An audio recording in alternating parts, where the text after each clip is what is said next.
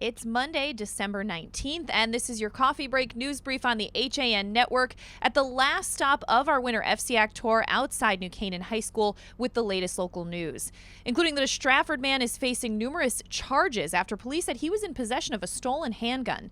37-year-old Daniel McDaniel of 338 Jackson Avenue was charged on Thursday with larceny, illegal transfer of a firearm, as well as possession of a sawed-off shotgun and risk of injury to a minor.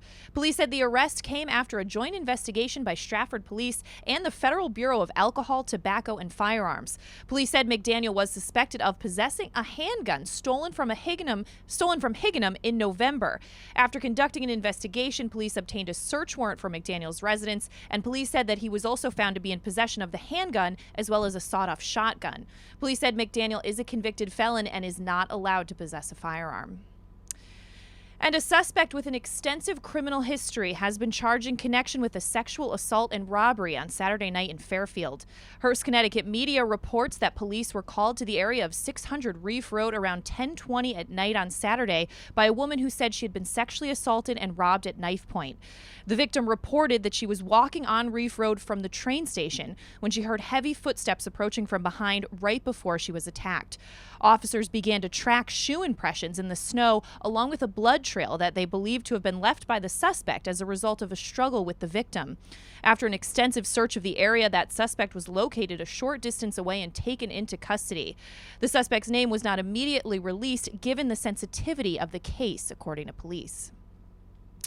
And Darien police are investigating a bar fight reported at Chez Ernie's on 7 Tokenique Road back on December 18th.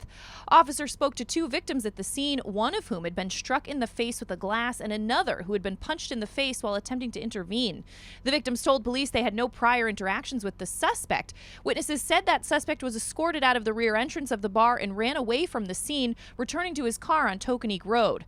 Though no one at the scene knew his full name, he was believed to be a regular customer at Ernie's and Center Street Public House, going by Chris. Police said the 51-year-old man who had been hit with a drinking glass suffered significant cuts to the left side of his face, injuring his eye, nose, and cheek. The other victim showed signs of swelling after the punch, but no other injuries were reported. Police are still attempting to identify that suspect. And in other news, the Connecticut Department of Consumer Protection announced that St. Francis Hospital and Medical Center's medical marijuana research program has been approved by the state of Connecticut. The primary goal of that research program is to compare the effectiveness of medical marijuana versus oxycodone in patients with post-traumatic acute, subacute, and chronic pain from multiple rib fractures. There is much more on that story at eastoncourier.com.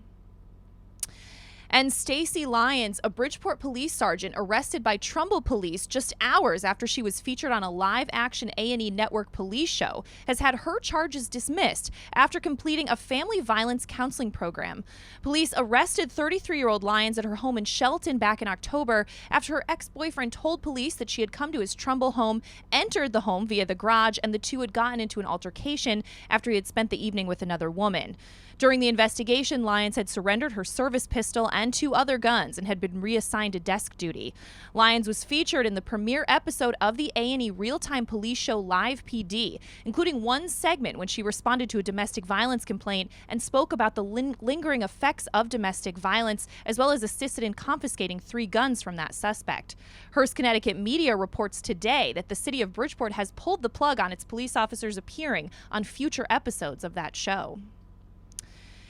And Fairfield emergency responders rescued a dog over the weekend after a resident at 130 Robert Lane reported that his dog was stuck on the ice. Delilah, a 19-year-old shepherd mix, had wandered onto the ice and was unable to get back to shore. The owner tried to reach the dog with a pole but was unsuccessful and resisted the urge to go out onto the ice, instead calling 911 for help. Under the direction of firefighter Lieutenant Phil Higgins, Rob Petrie donned a cold water rescue suit and prepared for the rescue. Firefighter Nick Gentile manned a safety rope, and the crew from Ladder 2 provided backup. That thin ice broke as soon as firefighters stepped onto the pond. The shallow water at the edge of the pond dropped off quickly to almost 10 feet in depth where the dog was stranded. With the help of a rescue stick provided by Animal Control Officer Joe Fellner, Delilah was quickly and safely rescued. Although cold and wet, she was unharmed by her misadventure. And finally, at a time that is likely the busiest of the year for the U.S. Post Office, one Darien postal worker went out of his way for a family waiting for some big news. Rick Brook told the Darien Times that his daughter Avery recently had received the wonderful news that she had been accepted to Colgate, but what made it more special was how she found out. According to her father, their mail arrives late in the day, around 4 in the afternoon, and the local post office has to sort the Daily Mail into routes before driving door to door. Their street happens to be one of the last to get mail each day. But on Wednesday, their postman, Danny Hogan, saw the letter from Colgate that Avery had been waiting for in the morning sorting. He knew he couldn't let her wait until that normal delivery time, so rather than deliver it at 4 o'clock, he brought it with his early morning package deliveries and knocked on the door at 7 a.m. just before Avery left for school. According to her father, Danny made this day special and exceptional for her. There's been a lot of great social media response to that story on the Darien Times Facebook page, so be sure to check it out. But that does it for this Coffee Break News Brief. We'll be back with your full coffee break tomorrow at 11 in our Shelton studio. We'll see you then.